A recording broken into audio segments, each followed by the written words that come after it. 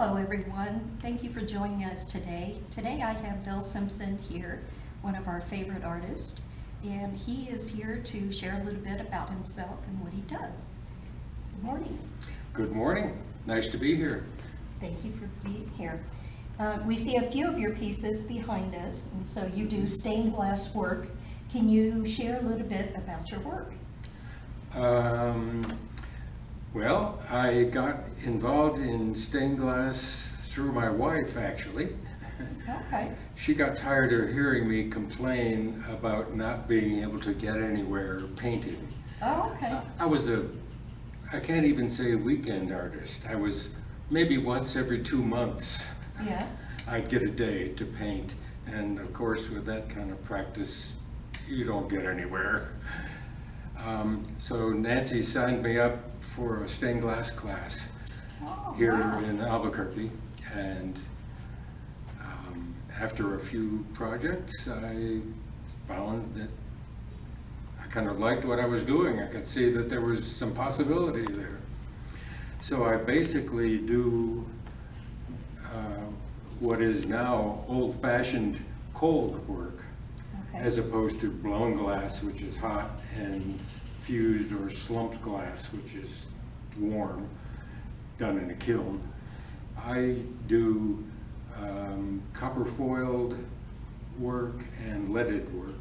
Okay. And copper foil, I just happen to have brought along a piece of glass with Nice. some foil on it.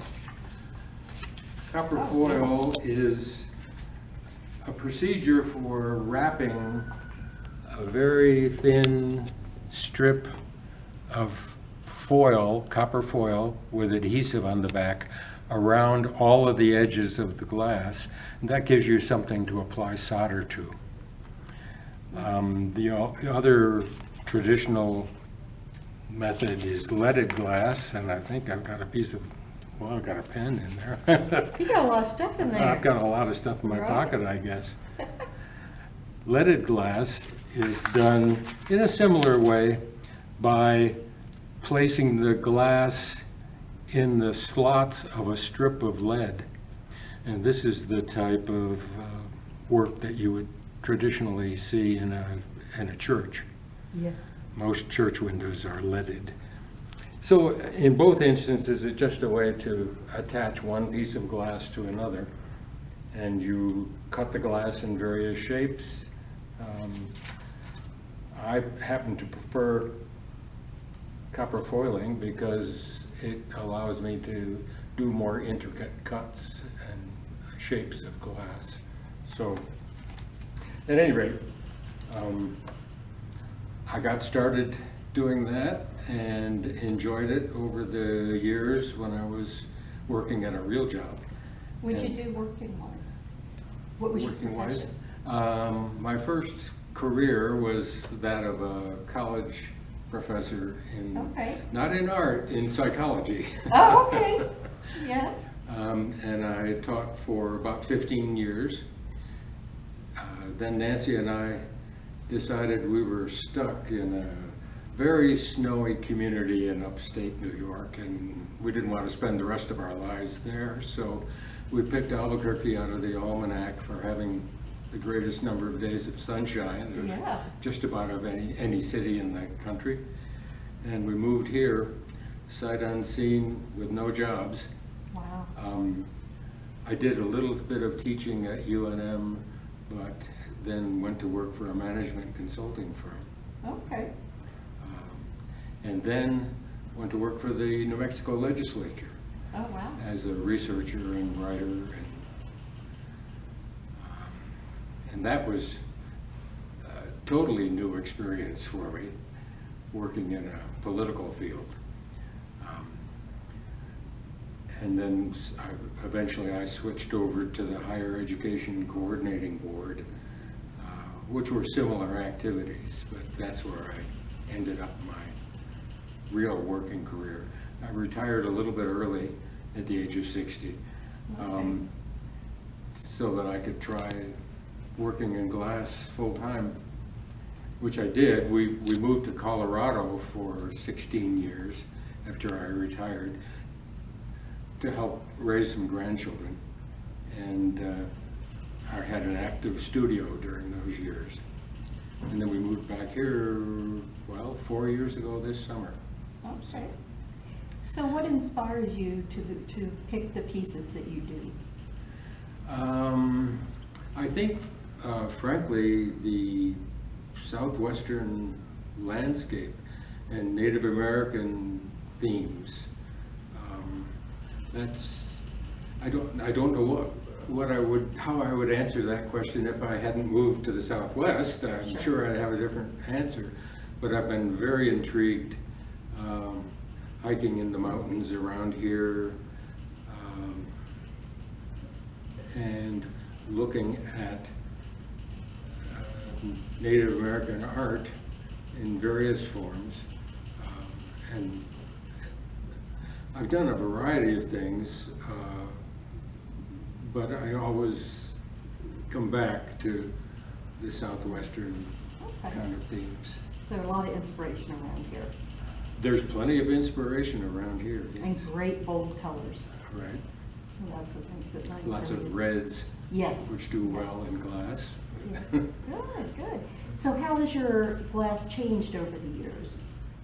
Either by technique or project? Well, I guess the trivial answer to that would be that over the years I've accumulated an awful lot of small pieces of glass.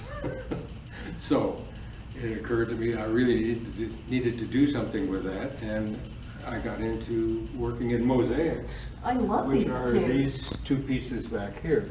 I do I don't know if you glass. can see this one really good. Glass on glass mosaic, which is a sheet of clear glass as backing, and then I glue the tessera, small pieces of colored glass to that, and then grout it, and end up with a good use for my Yeah. leftover pieces of glass. Gorgeous. What kind of glass is this? What kind of glass? Is it what they call, well, Actually, this I is don't the know how front. much, so. Um, It's not CO2 or CO92, code 92? No, I don't pay attention to that because those are designations that are important to people who heat their glass, Okay. and I don't, so some So of it's it just may called be. stained glass, and then you just It's- get the different Right. patterns? There are a number of companies in the United States that manufacture glass. And it comes in large sheets, generally 4 feet by 2 feet or something on that order. And then I just cut it down to whatever shapes and sizes I need. Do you start with like a diagram of what you're going to do? Yes, almost always. Okay, I've done a couple of exceptions, but I do what glass people call cartoons. okay. It's a simplified drawing, and you have to simplify because there are limits to what kind of shape you can cut from a piece of glass. So cartoon is the term that's kind of been adopted by glass people, and it's not a bad Yeah. So is your choice. sketch just the outline of figures and then you fill it in with glass, or do you have lines where you're gonna have different colors? I do usually a detailed drawing, Okay, line drawing. But for example, my line drawing would only be the horizon here or the outline of this vase, and then I fill in the rest as I go along. That's not, all these small lines are not actually drawn on the drawing. sure. And in the case of larger copper foil pieces, every line that you see in the pattern here is in the drawing. I love that one. That one's gorgeous. Yeah, That would be beautiful for someone's entry. I got intrigued early on with doing dancers. And I've done several. This is the only one that's left in my collection. So. Gorgeous. Love it. So how is glass art different from painting or other mediums as far as the creative process? Mm-hmm. I don't know that there's, well, I guess I don't really know how to answer that question. So painting, you have to mix your colors, you put on your base, your gesso, and you spend a lot of time mixing your colors. Right. Versus, do you spend a lot of time finding the right pieces for the inside of the forms? I do, but it isn't by any means the same as mixing Sure. colors. I mean, over the years, I've accumulated a pretty big collection of glass, so I now have access to a lot of shades and variations in texture, but it is a matter, I think, mostly of trying to select an appropriate existing color rather than Okay. trying to mix something. Sure. Because I noticed in your shadowing, you had several different colors in here. Mhm. So I was wondering kind of your process and how you see the light and dark coming in. Well, I think probably my early attempts at painting have probably influenced how I go about setting up a design for glass. I mean, I'm always aware of where the light is supposedly coming from Okay. and try to take that into account. Have you ever done like a large window for someone's house or? Mm-hmm. Actually, well, I've done a number of front doors and side lights beside the doors, some large kitchen windows. I just, in January, I guess, turned down an opportunity to do a commission, which would have been the largest I'd ever done. But I'm getting to an age now where I was leery physically Sure. about working on pieces that big. So I have to recognize where I am in my Yeah. years at this point. So how long does it take to create a piece like this from start to finish versus a big piece like that? This was roughly just under 100 hours Okay. to do that. Proportionately, mosaic work takes longer Oh, absolutely. because it's just a lot of finicky chipping away at glass pieces and trying to fit them together. I'm never quite as happy with those as I am with the more traditional pieces. Okay. They're more comfortable to Mhm. do. Which one's more fun for you? More fun? I would say these. Yeah. Here's a Show piece that that one. That one's gorgeous too. I hadn't shown. This I call at the Choco Starbucks. I got involved in this after reading a number of articles about Chaco Canyon and visiting Chaco Canyon. And I decided I'd like to do something to pay homage to the incredible design and construction work that craftsmen hundreds of years ago did in building the Chaco structures. Mhm. And the mug here is actually done rather faithfully from a photograph, I think, of a piece that's probably in the Maxwell Museum at UNM. And I think this also probably illustrates your question earlier of how my work has changed. I think over the years I've probably simplified my designs Okay. a lot. And I tried in all the background here to come up with something that represented the diversity of the landscape around Chaco, but with no real detail at all. Gorgeous. What has been your most challenging piece you've ever done?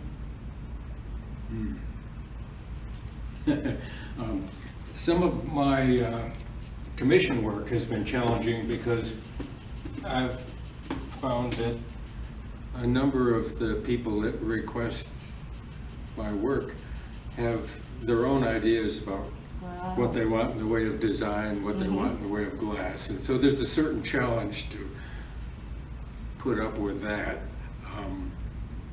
Well, you have On to the be other an hand- incredible artist just to do commissions, because I can't do them. Well, I have to do what I feel and what I see, and when someone has a different vision, it's hard for me to think about that process and make them happy. I'm much happier doing the pieces I want. That you want to Hopefully do. they sell. well, sure, yeah. Yeah, I've got a pretty good inventory at home, of pieces that I've done for fun. Oh, okay, I'd like to And- see them. Maybe someday someone will will want Yeah. one of them, but But it gives you great joy, yeah, they're fun to do. yeah, And it's usually this kind of work. nice. I would say probably the biggest challenge I had in the other respect of being a daunting undertaking was another one of the dancers that I did, which lives somewhere in the Denver area now, as far as I know. Okay. And it was just much more intricate and larger than this one, and Gorgeous. that was challenging in that respect. How has stained glass changed from hundreds of years ago when churches were putting on the stained glass in their windows to nowadays the process and the product or the materials? For this kind of glasswork, the fundamentals are the same.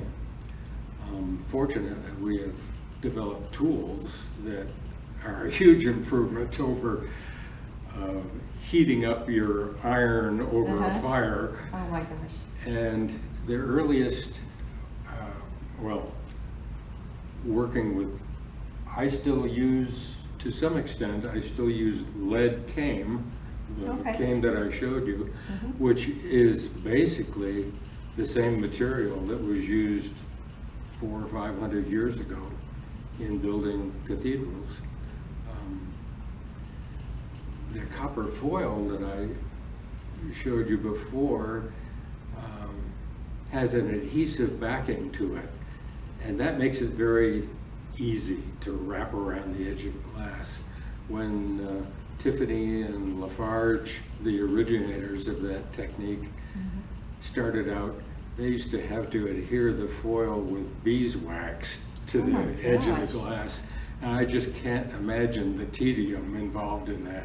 But Wow. of course, they did it very successfully with incredible results. Okay. Well, is there anything you'd like your audience to know about you and your work? Not in particular, other than I'm happy that my wife signed me up for the stained glass class, Yeah, because we are too. it's been a productive and interesting set of years that I've been doing the work, and 35, 40 years, Oh, wow. more than 40 years. That is a long Yeah. time. Yep. Well, thank you for being here today. We appreciate it. And this is Ween's Gallery. If you would like to see some of his work, go to weensgallery.com. And his stuff will be in the gallery section. We'll also put this on Facebook. Thank you.